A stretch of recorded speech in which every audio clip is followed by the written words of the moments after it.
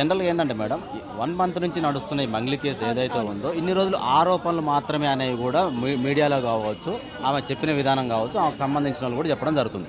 ఏదైతే అడ్వకేట్ సుబ్బారావు గారు ఉన్నారో బాధితులకు సంబంధించి మీరు ఎవరైతే సపోర్ట్ ఇస్తున్నారో ఒక ప్రత్యక్ష రాథోడ్ కావచ్చు, సంపత్ నాయక్ కావచ్చు, వీళ్ళేమో అసలైన ఆమె A1 క్యాండిడేట్ ఆమె అని చెప్పి చెప్తున్నారు. ఈరోజు పూర్తి ఆధారాలతోటి ప్రెస్ మీట్ ముందుకు వచ్చారనమాట మీరు. అంటే దీని తర్వాత ఆమె ఎలా స్పందించే అవకాశం ఉంది, మీకు అసలు ఆధారాలు ఎలా సేకరించారు? ఫస్ట్ అండి, మంగ్లీ గారు ఏం స్పందించారా అనేది మాకు సంబంధం లేదు. ఎందుకంటే షీ ఇస్ జీరో. ఓకే, ఆమె గురించి మేము ఆలోచించట్లేదు. మా మెయిన్ కన్సర్న్ వచ్చేసి ఎవరైతే బాధితులు ఉన్నారో వాళ్ళే మా మెయిన్ కన్సర్న్. ఈరోజు ఇక్కడికి వచ్చిన ప్రతి ఒక్కరు కూడా కడుపు మండి, కడుపు కాలి, వాళ్ళు ఇన్వెస్ట్ చేశారు కాబట్టి వాళ్ళు బాధపడి వచ్చిన వాళ్ళే. వీళ్ళేదో మంగ్లీ గారు అన్నట్టు ఏదో పేడ్ బ్యాచ్ కాదు. పేడ్ బ్యాచ్ ఎవరైతే పేడ్ బ్యాచ్ అన్నారో వాళ్ళని చెప్పులు మడత పెట్టి మరి కొడదామని ఫిక్స్ అయ్యారు వీళ్ళు. ఎవడండి పేడ్ బ్యాచ్? ఎవడు లక్షలు కడుపు వాళ్ళు పిల్లల పెళ్ళిళ్ళకని దాచుకున్న డబ్బులన్నీ ఇచ్చారు. వీళ్ళు పేడ్ బ్యాచా? సిగ్గుండాలి అవతల వాళ్ళకి చెప్పడానికి పేడ్ బ్యాచ్ అని చెప్పేసి. సో నేను ఈరోజు ఒకటే రిక్వెస్ట్ చేస్తున్నాను. ఐఎమ్ రిక్వెస్టింగ్ ద గవర్నమెంట్, ముందు ఇష్యూని సార్ట్ అవుట్ చేయండి, ఇందులో ఇన్వాల్వ్ అవ్వండి మీరు. దీనివల్ల చాలా ఇష్యూస్ అన్నీ డైల్యూట్ అయిపోతున్నాయి. సో ఇందులో నిజంగా మంగ్లీ గారి హస్తం ఉంటే మాత్రం డెఫినెట్గా she has to come in front of the media.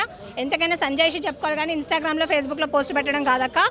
ఈరోజు మీ తమ్ముడే మొత్తం స్కామ్ చేసిరని చెప్తున్నారు. ఇప్పుడు మీ తమ్ముడిని అబ్స్కాండ్ చేసుకుంటావో లేకపోతే ఏమంటారు దాన్ని ఏమంటారు చంద్ర what you say that moon శాటిలైట్స్కి అక్కడికి ఎక్కడైనా పంపించుకోవాల్సిందిగా నేను కోరుకుంటున్నాను. Thank you. గిరిజన బిడ్డగా నేను ఎదిగినప్పటికీ నాకు గిరిజనులే సపోర్ట్ చేయాలి, కానీ బాధితులలో ఎక్కువగా ఉన్న వాళ్ళు గిరిజనులే ఉన్నారు.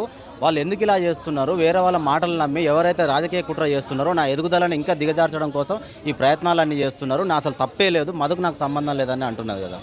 నేను ఇందాకే అదే కదండి పెట్టారు మొత్తం వీడియోస్. మధుకు నీకు సంబంధం ఉందా లేదా అనేది. మధు నీకు సంబంధం లేకపోతే నీ బర్త్డే పార్టీకి వాళ్ళని ఎందుకు పిలిచావు? నన్ను ఎందుకు పిలవలేదు? ఇప్పుడు నీ పేడ్ బ్యాచ్ ఉన్నారు కదా, నిన్ను వచ్చి అరుస్తున్నారు, వాళ్ళని ఎందుకు పిలవలేదు? కుక్కల్లా అరుస్తున్న వాళ్ళని ఎందుకు పిలవలేదు? నీకు సపోర్ట్ చేసే వాళ్ళని ఎందుకు పిలవలేదు? మధుని ఎందుకు పిలిచినావు నువ్వు? నీకు ఆయనకు సంబంధం లేకపోతే ఏమెదుగుదల మీది? ఏమెదుగుదలండి? నాకు అర్థం కాదు. ఈ పేదల కడుపు కొట్టి ఎదిగేది ఒక ఎదుగుదలనా? దాని ఎదుగుదల అంటారా? ఆమెనే ఆలోచించుకోమని చెప్పండి ఒకసారి. ఎటువంటి ఎదుగుదలో ఈరోజు అందరినీ పెట్టి మమ్మల్ని పర్సనల్ అటాక్ చేస్తుంది కదా, ఒకసారి ఆలోచించుకోమనండి. ఎక్కడి నుంచి వచ్చావు మళ్ళీ అక్కడికే పాతాళానికి తొక్కేస్తారు ఇదే ప్రజలు. ఆమె గుర్తుపెట్టుకోవాలి ఈ విషయం. అంటే ఈరోజు మీరు ఆధారాలు పూర్తి స్థాయిలో తీసుకొచ్చి మీడియా ముఖంగా చూపించారు కదా, నెక్స్ట్ స్టెప్ ఏం తీసుకోబోతున్నారు మీరు అందరూ? నెక్స్ట్ స్టెప్ వీళ్ళు ఇంకా చాలా 0.01%ఏనండి. ఇంకా చాలా మంది ఉన్నారు. ఇప్పుడు వీళ్ళని చూసి చాలా మంది వస్తారు బయటకి.